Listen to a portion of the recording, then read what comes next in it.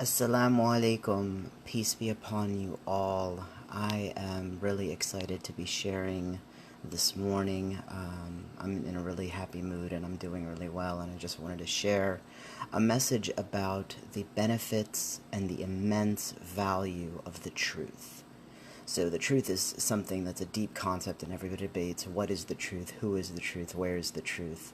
But I wanted to share with you a reading from an author named M. Scott Peck, and he wrote a book called The Road Less Traveled, and it's a phenomenal book. I highly encourage it.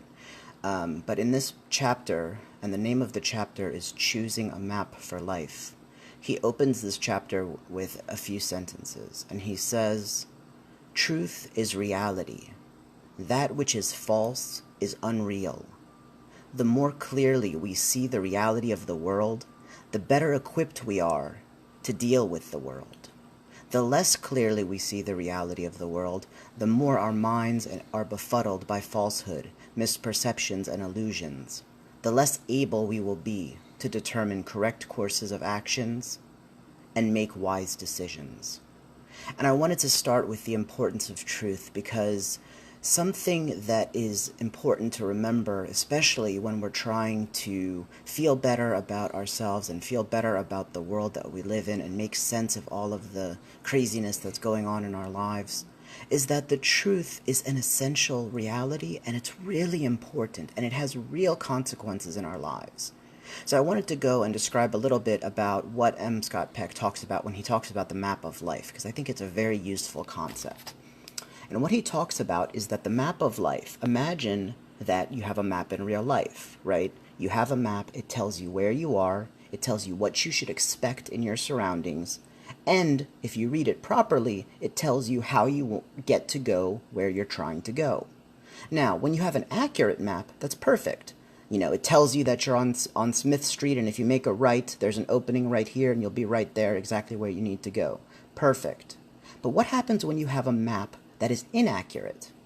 So I don't know if you've ever had this experience, but I was driving on cross country from New Jersey to Louisiana, and I had gotten a GPS. Now, this was before the time that they had GPSs built into your phone on Google Maps or whatever. This was at a time where you had to get the old Garmin or TomTom or whatever. And it just so happens that this particular GPS was about a year or a year and a half old. So even though it was an outdated map, it was very good for getting me across the country, right? Those roads haven't changed. But when I drove into a small town called Lafayette in Louisiana, it turns out that they had done some major construction. And according to my GPS, there should have been an intersection, just a regular intersection. But it turns out that they replaced that intersection with a circle, and they changed all of the roads that connected it. So here I am looking at my map, trying to go and make a right turn, and that right turn no longer exists. If I wasn't careful, I could have gotten into an accident. But as I was driving, I realized, hey, this map is probably outdated. It's probably not accurate. I need to adjust my circumstances and my driving to the way the world really is, not to what my map tells me it is. Because the reality is a map is a representation of the world. It's a picture. It's showing me what the world should look like. But the world is real, and the map is not real. It's supposed to get me to the world, but it's not the world. And if I have to choose between honoring my map and honoring the real world, I have to honor the real world, because that's what really exists, right? Otherwise I'd get into an accident. And so this map of life that we create, oftentimes as children, and we have the ability to modify it all throughout our life, right? As we're going through life, we might learn that, for example, if I raise my voice, I get good results. That might be one person's experience, and that's their map of life. So they know when they get angry and when they throw a temper tantrum, they get whatever it is that they want. And that may work for them when they're growing up. That may work for them as a child, right? But then they go into the real world and they keep trying that strategy because, hey, it works on my map. It should work here too. And maybe things don't happen the same way. And they end up being very confused, right? Here I am. This has always worked in the past. Why is it not working now? Well, the reality is the map that you had drawn for yourself was not quite accurate. And so if that's the case, when you go into the real world, you might get lost, you might get into accidents, you might get bumps and bruises. All of this has to do with the truth and has to do with how important it is that our understanding of the world be aligned with the truth and not just what we've experienced in our lives. Now I'll give another example. We've all heard of stereotypes, right? All black people are X, all white people are Y, all poor people are Z, all millennials do A, all sorts of examples. And if somebody fits into that particular caricature or generalization, it might work for one or two situations. But the reality is you're going to do a grave disservice to the people that you interact with if you believe that these pieces of these ideas are the truth when they're not the complete and total truth. You will end up making mistakes. You may believe that a poor person is not able to do something, but they really are, but you're not giving them the chance, and you're not allowing yourself the idea that this idea that you may have heard in your youth or in your growing up years or whenever, that it may not be true. And I want to give another example, which is a little bit political, and I generally don't like being too political, but, this is a truth that was violated that had serious, serious consequences. So you guys remember back at the start of the second Iraqi war. Now, there were certain statements made that, we all know the story. Saddam Hussein had weapons of mass destruction. He was going to imminently use them on his people. We need to invade the country in order to protect the people, and they have weapons of mass destruction. We later found out not only were they lying about the presence of weapons of mass destruction, but they knew that it was false information, it was false intel. They had verified and confirmed that it was not the truth, and yet they decided to go forward with the war anyway. How many millions of lives have been destroyed? How many thousands of people have been hurt? Thousands, hundreds of thousands, millions of people have died in this war. And how many American troops have been killed and injured and come back with PTSD and all sorts of other troubles? Why? Because of a lie. This underscores how important the truth is in all of our matters of life. Because when we have the truth, proper information, correct information, truthful information, we're able to navigate the decisions of life positively. But if we believe a lie, if we're told a lie, and if we accept a lie, it has grave consequences. Now that's out there in the world, right? That's politics, that's different things going on. I want to share a more personal example. Some people, when we're growing up and as we're raised in our, what we call family of origin, right, the family we were raised in, we have this idea that if I make a mistake, I am evil. I am a bad person. I am unworthy. Many people grow up with that message. Oh, if I act out in school and I get sent home, I'm no longer a good person. I'm a bad person. I'm evil. Oh, if I don't get good grades in my assignment, oh, I'm a stupid person. I'm a dumb person. I'm never going to learn this. I'm a failure in life.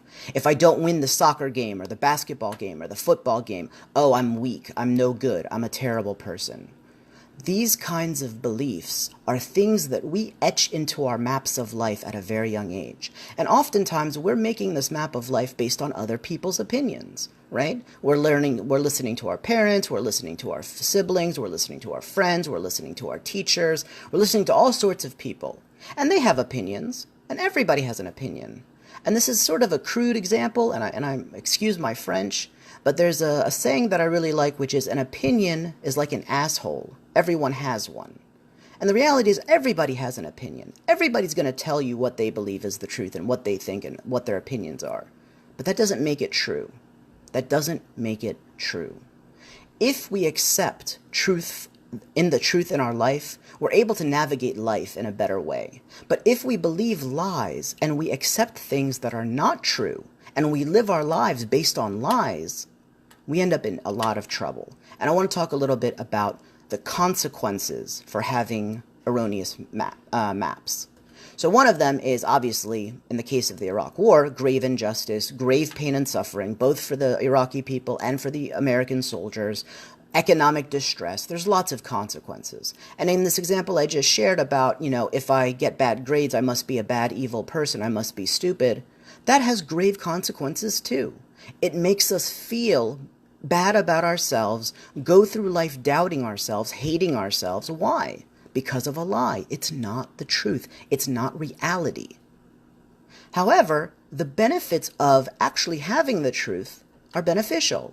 If we can accept the truth that, hey, even if I got bad grades in school, that doesn't mean that I was stupid. It just means I need to study a little bit differently. Or maybe this topic isn't my strongest strength, but something else is my strongest strength. Maybe I'm not very good in math, but I'm excellent in social studies, right? Or in history, or in English, or in poetry.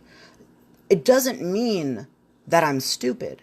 It just means that maybe that's not my strength. That is a more refined truth, and it's a more empowering truth. And when you find that truth and you incorporate that into your map, we are much better able to live life in a happy way. These are the benefits of the truth. And this connects with the two talks that we had later, which is number one, the fact that we make meaning, and number two, the fact that we have the ability to choose our beliefs and our decisions and where we go in our lives. The coupling of these three concepts, the fact that we make the meaning of our life, the fact that we choose what we want to believe and what we want to decide, and the fact that the truth is so important. These three principles can help us in our lives to really become a happier, more joyful, more content person and more accepting of what's going on in the world. So, continuing on, I wanted to talk about some of the frustrations in life come from the fact that life is not happening according to our expectations, according to our map. So imagine if you're a child and every time you threw a temper tantrum, your mom and dad gave you whatever it is that you wanted, right? Imagine that was your life circumstance and that was your life situation. That was your truth. That's what's on your map. And then you go to high school or maybe college or maybe a relationship with a significant other, and you throw a temper tantrum and something else happens. People don't give you what they want. They yell back. They fight back. They argue with you. They leave you. They fail you if you speak out in a grade and at a teacher and the teacher gives you a failing grade and punishes you, right? Your expectation growing up based on your map is that that should be a good result. That would be a very good thing. You know, if I throw a temper tantrum, good things are going to happen for me. But now life isn't playing out the way that our map says it should. That causes a lot of frustration in life. So now the question is, what are you going to do? Are you going to change the universe? Or are you going to change your own map? We have the power to change our map. Unfortunately, or fortunately, we do not have the power to change the universe. We are not the master of the universe. That's not my title. I am not Lord and supreme power in the universe. That's God's title. That's not my title, right? I can't change the universe in that way to make things happen the way I want them to, but I can change myself and I can change my own map. Now, I will tell you that changing our map is a little bit hard to do. It takes a lot of work, a lot of significant energy and effort trying to make sure that the way that we see things is adjusted. It often includes accepting the fact that, hey, maybe we made a mistake a little while ago. Maybe this isn't the way that things actually work. Sometimes it means accepting that we made a mistake. Sometimes it means accepting that other people told us things that weren't true. That can be a little bit painful and frustrating, right? But the question is, what is the benefit of fixing our map? Living a more accepted life, living a happier life, living a more honorable life, doing justice to the people in our lives, and again, accepting and yielding to the truth that is in the world. Now, I'll tell you, there's a saying that I've heard, and it's one of my favorites. And it says, pay now or pay later. Either way you pay. So we have a choice. We can pay now and start changing our maps and trying to yield them to the truth and accept the truth and find the truth and all of these other wonderful things. And that's work, right? But in the long run, you end up living a much happier life, a much more successful life, and a much more peaceful life. Or we can pay later. You can refuse to change your map, refuse to yield to the truth. And in that example of the child who throws a temper tantrum every time they have something that doesn't go right well in their life, they're going to keep doing it. They're not going to adjust their map, and they're going to keep bumbling and keep stumbling and keep running into problem after problem after problem after problem. Why? Because they're living according to an old map, not a truthful map. they're living according to a lie. And going back to that quote by M. Scott Peck, truth is reality. That which is false is unreal. It's a very important concept. Because if we don't live according to the way that the world actually is, we're living in an illusion. And so the rewards of changing our map are now to reflect on the truth that are so numerous. It is so beneficial to change our map to reflect the truth in all circumstances. That way, we can live justly to other people, we can live happier in our own selves, we can remove the distresses and the frustrations of the world not fitting into our conception of how the world should work, and yielding to the truth of what is. Now, I want to say, I'm not saying that we should accept that there are problems in the world and just say, oh, well, that's the way the life is. No, I'm sure you've heard of the serenity prayer before, right? God grant me the serenity to accept the things I cannot change, the courage to change the things I can, and the wisdom to know the difference, right? There are things in the world that we can change, and we should try to change them. But there are some things that we can't change. And so those things, it would behoove us to accept them, accept the truth, find the truth, value the truth, and make sure that we are pursuing the truth in all of our efforts. Whether it's relationships with friends, whether it's relationships with others, whether it's schoolworks, co-workers, whoever we're dealing with, right? Making sure that the truth is valuable to us. And I'll close with one of the Islamic traditions, which is very beautiful, and actually one of the names, the 99 names of God in Islam, is that God is al-Haq, the truth. God is the truth. And we are all getting closer to God in our lives. And as we approach the truth, we are approaching God. And as we are recognizing and testifying to the truth, and there's a verse in the Quran that says, testify to the truth even against your own kith and kin and family and all of the other people in the world. Testify to the truth. Why? Because the truth is valuable. It's the essence of life. And all of us, nobody really likes being lied to. Nobody can tolerate that. How frustrating is it when somebody tells you a lie? That's insensitive. That's insulting. That's demeaning. And it causes a great deal of trouble in the world.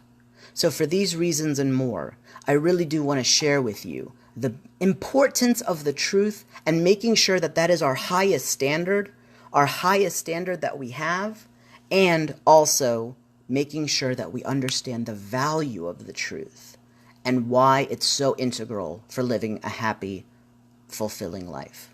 So this is Omar Rashid, and I'm happy to share with you this wonderful Saturday morning, and I'll talk to you again soon. Peace.